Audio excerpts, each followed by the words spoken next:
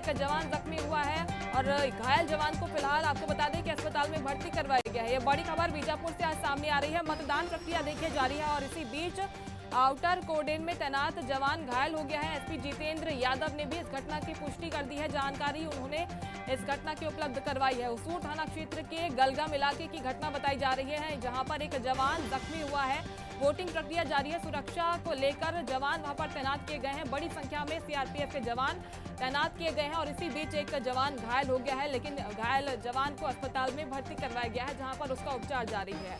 मतदान केंद्र की सुरक्षा के लिए तैनात है ये जवान और उसके घायल होने की जानकारी निकलकर सामने आ रही है। इस घटना की आधिकारिक पुष्टि भी हो गई है।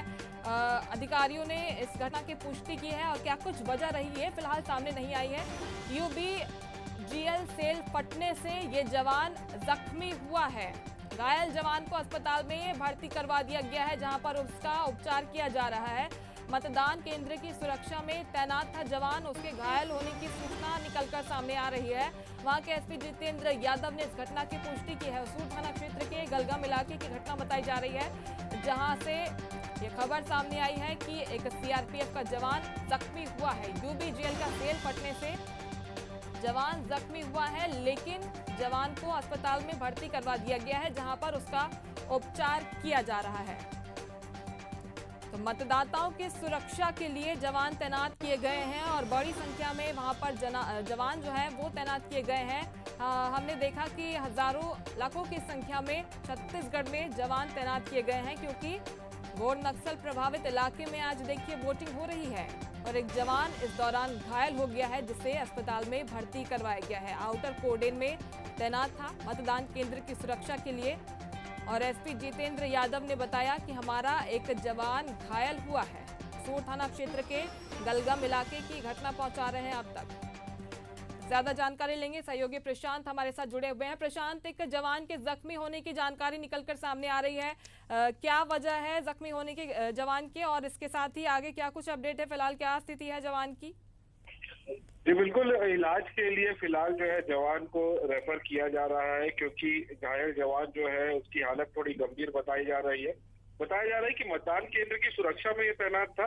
सुरक्षा का जो आउटर कॉर्डन होता है वहां पर ये जवान तैनात था और उसके जवान का इसके पास जो है यूबीजीएल सेल फटा है और वो यूबीजीएल सेल फटने की वजह से जवान जो है घायल हुआ है। बताया जा रहा है कि घायल जवान सीआरपीएफ का है और सीआरपीएफ जिस तरीके से अंदरूनी इलाकों में लगातार चुनाव की ड्यूटी कर रही है, चुनाव में जो मतदान दल पहुंचे हुए हैं, साथ ही साथ नक्सल प्रभावित क्षेत्रों में जिस तरीके से नक्सल गतिविधि ना हो, इन सारी बातों को ध्यान में रखते हुए सीआरपीएफ को वहां तैनात किया गया है और इसी चुनाव ड्यूटी में ये सुरक्षा कर्मी तैनात था और उस दौरान जो है यूबीजीएल सेल फटा है और यूबीजीएल सेल फटने से ये घटना हुई है और गंभीर रूप से घायल जवान को फिलहाल जो है रेफर करने की तैयारी की जा रही है। हालांकि प्राथमिक तौर पे इलाज जो है नजदीकी कैंप में उन्हें दिया गया है और उसके बाद अब हेलीकॉप्टर की मदद से उन्हें रेफर किया जाएगा।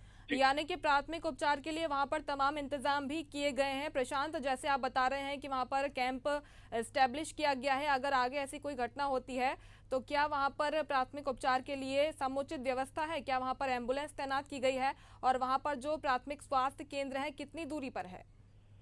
देखिए, जो प्राथमिक इलाज है वो नजदीकी कैंप जो है सुरक्षा बलों का वहां पे किया जा रहा है और सीआरपीएफ के पास अपने कैंप में खुद उनके डॉक्टर मौजूद होते हैं और पूरे स्वास्थ्य के संबंधित जो भी इक्विपमेंट और दवाइयां जरूरत पड़ती हैं वो सारी चीजें जो है उस कैंप में मौजूद होता है। और चूंकि चुनाव है और चुनाव के दौरान कभी भी कोई घटना हो सकती है, इसको ध्यान में रखते हुए अतिरिक्त सुविधाएं जो है वो कैंप में और साथ ही साथ जो सीआरपीएफ की टुकड़ी या जवान की टुकड़ी मतदान कर्मियों के साथ जाती है, उनके साथ भी जो है इस तरीके के सामान को भेजा जाता है कि मौके पर ही कुछ इलाज जो है किया जा सके अगर कोई भी चोट किसी को लगती है।